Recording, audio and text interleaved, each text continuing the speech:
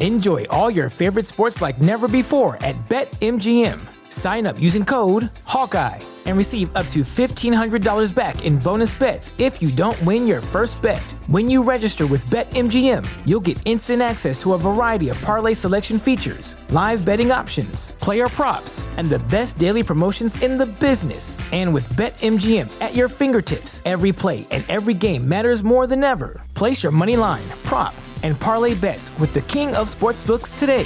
BetMGM and GameSense remind you to play responsibly and offer resources to help you make appropriate choices. BetMGM.com for T's and C's. 21 plus to wager. Iowa only. New customer offer. All promotions are subject to qualification and eligibility requirements. Rewards issued as non-withdrawable bonus bets. Bonus bets expire 7 days from issuance. Please gamble responsibly. Gambling problem? Call 1-800-BETS-OFF.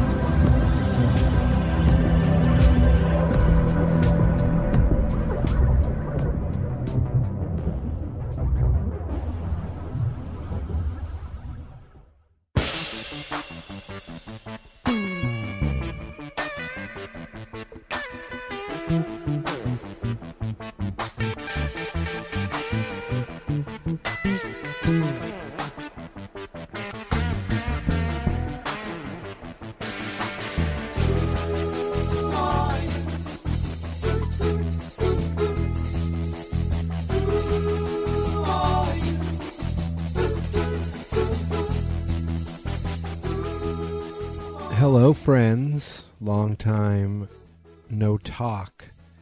I haven't started reading the next Stranger Things book yet, but I've waited too long to talk to you guys, so I thought I would turn on the recording machine and talk a little bit about what we know so far about the new cast members of Stranger Things. Now, way back in November in that year we will forever label as 2020, Netflix announced new cast additions for season 4 of Stranger Things, which, you know, the cool kids, we just call it Stranger Things 4. So Deadline reported on 3 new series regulars and 5 recurring roles.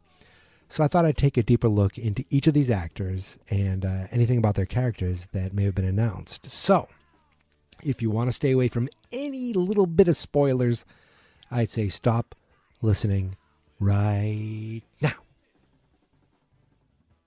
Oh, cool. You stayed around. Awesome. All right, so first up, let's talk about some of the series regulars that have been announced. First on the list here is an actor named Jamie Campbell Bower. Now, Jamie Campbell Bower is joining the series as a character named Peter Ballard, who in this article is described as a caring man who works as an orderly at a psychiatric hospital. Tired of the brutality he witnesses day after day, will Peter finally take a stand? A psychiatric hospital. Could this somehow tie back to Terry Ives? Will we ever see her again on the show? Is this hospital even in Hawkins? We know we go outside of Hawkins more this season, right? So who knows where this hospital could be? It could be anywhere, really. What if this hospital has like a doctor there that we recognize, even though maybe he's under a new name? Maybe it's someone we didn't actually see die on camera? Probably not. I don't think so. But it's fun to think about these kind of things. Now, Jamie Campbell Bower himself, the man, was born in a faraway land known as England. He's been in a bunch of stuff from Sweeney Todd to Rock and Rolla. He's been in a couple Twilight movies, and he played young Gellert Grindelwald in the Deathly Hallows Part 1, the Harry Potter movie, and in the second Fantastic Beasts movie, the, what is it, Trials of Grindelwald or whatever. So that's the Johnny Depp character, right? He kind of looks Deppy. Looks like he was also said in an unaired episode of Game of Thrones, a prequel pilot. I don't know if that's the new series coming or not. I don't recognize his name or his face, but soon enough, I'm sure he'll be a pretty big star. That's what Stranger Things does. I wonder. Orderly at a psychiatric hospital. Anyway, next up, we have an actor named Eduardo Franco, who joins the cast as a character named Argyle. Now, when I hear Argyle, what's the first thing I think of? Die Hard, the limo driver, right? Anyway, in Stranger Things, Argyle is described as a fun-loving stoner who proudly delivers delicious pizza pies for Surfer Boy Pizza. And he is going to be Jonathan Byers' new best friend. Oh, well, so that actually tells me something, that the Byers move to a town where there is surfing. Why would there be a place called Surfer Boy Pizza if there wasn't a beach? So, do they move to California? Interesting to think of, right? But I did figure that we'll definitely start seeing Surfer Boy Pizza's shirts, Surfer Boy Pizza shirts on Etsy soon enough. So Eduardo Franco was one of those guys that I recognized him right away from Things, though I'm not sure if I've seen many of his things. It looks like I have seen him on American Vandal, which was a show on Netflix, and he was in that movie, The Package, which was supposed to be pretty funny, but I haven't seen it. And also in Booksmart, which is supposed to be good. But it seems like I picture his character having a lot of fun lines and then freaking out and blaming the weed, that's what I call it. I call it the weed, when he sees his first monster. And I'm saying, please let this guy see a monster, please. The third and final regular of the show that's been announced is an actor named Joseph Quinn, who is joining the cast as a character named Eddie Munson. Not Eddie Munster, Eddie Munson. And Eddie is described as an audacious 80s metalhead who runs the Hellfire Club, Hawkins High's official Dungeons and Dragons club. Hated by those who don't understand him and beloved by those who do, Eddie will find himself at a terrifying epicenter of this season's mystery. So, hated by those who don't understand him and beloved by those who do. I feel like the kids are gonna come across this guy, right? So I've never seen him in anything. Well, I guess he's been in an episode of Game of Thrones, but I feel like every British actor has to be in one episode of Game of Thrones as ordered by royal decree. Again, I'm assuming this guy's British based on his credits. Looks like he was in that movie Overlord too, which another one is I want to see. The guy kind of looks like an older Will Byers, but I hear 80s metalhead and I'm like, yes, please, I'm in. And he runs the official Dungeons and Dragons club, so he's obviously going to cross paths with our heroes. And again, hated by those who don't understand him and beloved by those who do. So I feel like maybe one of our kids is going to like him and one of our kids is going to hate him. I'm going to guess Max likes him and Lucas hates him. That's my guess. Just my guess. And did you notice the name of the D&D club? The Hellfire Club, which of course is the title of the first episode. Woo, woo, woo. You know it. So that's all we know about the series regulars. All of them are young men, and all of them I feel like will have some sort of interaction with our main cast. That's my guess. So let's talk about some of the actors announced in recurring roles. First up, we have, okay, I'm going to say this, Tom Vlaschia. Tom. I'll just call him Tom. He's a German actor who is, he's in that new Jack Ryan show that I still need to check out. But I know him most as the Faceless Man on Game of Thrones. Good actor, at least in that role. I thought he was really good. He plays Dmitri, a Russian prison guard who befriends Hopper. Dmitri is smart, cunning, and charming, but can he be trusted? Ooh, we have our first glimpse of what's going to be going on at that Rusky prison with Hopper. A prison guard. But if Shawshank Redemption has taught me anything, it's that prison guards can't be trusted. So can Hopper trust our friend Dmitri? I wonder, does this guy try to help Hopper escape? Does Hopper tell him his story? Remember, we're supposed to get some sort of Hopper backstory in this. Maybe that's how. Just guessing. Just kind of guessing on things. But I like to talk like I am doing a very bad Russian accent. That is what I'm doing.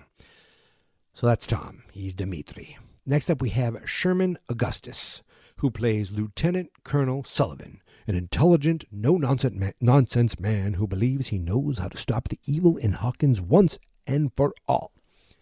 I wonder what that means. Augustus has been in a bunch of stuff, but his biggest roles look like they were Into the Badlands and the American soap opera The Young and the Restless, my cousin Brandon's favorite show of all time. Ooh, saucy. And he plays a military man who seems to know how to stop the evil in Hawkins. Does the military finally come to help and not just leave it to some resourceful children? Interesting. I wonder, is the evil, like, are we talking the Russians? Are we talking the Upside Down? What are we talking about here? I don't know. Another recurring role goes to an actor named Mason Dye, who looks like he was a semi-regular on the Amazon show Bosch. And he was in one episode of The Goldbergs. So I guess I saw him there. Dye plays Jason Carver. Jason seemingly has it all. He's handsome, he's rich, he's a sports star, and he's dating the most popular girl in school. But as a new evil threatens Hawkins, Jason's perfect world begins to unravel. Jason seems to be the opposite of everything I was in high school. We would not have been friends. A new evil, though. Again, is it a monster or is it man? Does this guy join our gang unwittingly? Steve never wanted to be a hero, but he answered the call to be great at something other than combing his awesome hair. Will Jason also answer this call? Jason Carver. That's the name of that character. And see, the second to last actor that has been announced is, I'm going to say this again, I'm going to try again, Nikola Jericho. Nikola Jericho, a Serbian actor who will play Yuri, a seedy and unpredictable Russian smuggler who loves bad jokes, cold hard cash, and crunchy style peanut butter. I don't know where this accent's going. All of a sudden, I don't know what I'm doing. So this is my guess here. This guy's either going to be Hopper's cellmate, his prison rival, or maybe how they smuggle him out of the prison. I don't know if he's a smuggler. But again, why would this guy smuggle Hopper out of the prison? He's like a small-town cop. What do they even know about him? His only friends are this small-town folks. And then I'm thinking, does Dr. Sam Owens somehow get involved? He seems to have some pull.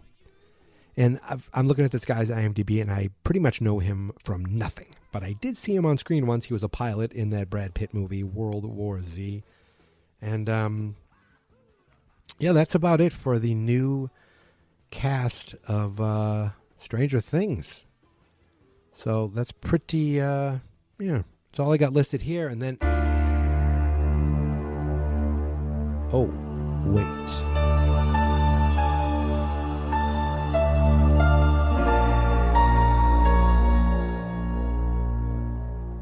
Last, but certainly not least, the man, the myth, the legend himself, Mr. Robert Englund. One of the lizard people in the original V. The bad guy in Ford Fairlane, you never saw it. And of course, he's Freddy Mother Effin' Krueger. Let me just tell you, as a kid, I owned a Freddy Krueger Halloween costume. Burnt face mask, the hat, the glove with the plastic knives on it. Seriously, I dressed up as a child murderer for Halloween as a child, and my parents were okay with it. And in high school, I had a full door-sized poster of Freddy on my closet wall. It's the same closet that faced my bed as I slept at night. About to dream, I'm staring at Freddy Krueger. A poster that made my cousin Mark steer clear of my room for years. I loved Freddy so much growing up. I remember the first couple of movies really scared the hell out of me, but by the third movie, I learned to enjoy it for the crazy fun, silly, violent stories they were. My dad actually took me and my brother to see Dream Warriors, Nightmare on Elm Street Part 3, in the theater. And based on the month it was released, it looks like my brother was only 13 years old. But that's okay, because I was only 10. Oh, my God. Thanks, Dad. Love ya. I'm sure he's not listening. He doesn't know what a podcast is. Anyway, Robert Englund will play Victor Creel, a disturbed and intimidating man who is in prison in a psychiatric hospital for gruesome murders in the 1950s. Aha! So there we have our psychiatric hospital connection with the Peter Ballard character. So maybe Peter doesn't interact with our main crew after all. I wonder if Creel escapes from prison, or if his murders have something to do with the story as a whole, or if there's some sort of gate in the prison, or some experiments going on. Not the prison, the hospital. If there's some experiments going on. Ooh. And what a name, huh? Victor Creel. That is perfect. So, that's it. That's all I know so far about new characters of Stranger Things. Got most of that information from, again, an article on Deadline.com. But of course, when? That's the question. When are we going to finally see this with our eyeballs? And I don't know. I just have no idea. I couldn't find anything that has anything definitive, because there's nothing definitive. I mean, the world is still friggin' crazy. Okay? But last week, People.com did put out an article that quoted Gaten Matarazzo, Dustin himself, who said, I'm not going to do a Gaten impression. He says, it's definitely a slower process than usual, which is really saying something because we take our sweet time making the show anyway. So it's not as steady-paced or as consistent as I think any of us would like it to be, but we do our best and we're playing it by ear. And I think the most important thing is that we're working, we're all safe. That when we're working, we're all staying safe. So that tells me they're still working on it. I wonder if we're going to see them like age during the season. Like, oh wow, they got older, but they could tweak that. So yeah, we have no idea exactly when the new season of Stranger Things is going to be coming out. But it's great to hear they're working on it, and it's fun to find out what we can based on these new faces. All dudes, by the way, all men this time around. But it's fun to find out what we will be seeing this upcoming season in Hawkins and beyond. I don't know. I said that like that was going to be the end, but I'm still here. I just want to thank you, the listener. Thank everybody for staying subscribed. I hope everyone's doing good. I hope everyone's staying safe. And most importantly, I hope everyone is being as cool as they possibly can be. But if you want to be even cooler, follow me on Twitter at Geek Mentality and at Stranger D-Pod, that's the show, and the websites at Fans Not Experts. Follow all of those. If you do, I can promise an increase of at least 14% in your overall coolness. So do it now. And happy 2021, folks. Talk to you soon. And beware the bad people, whoever they will be. Probably Victor Creel.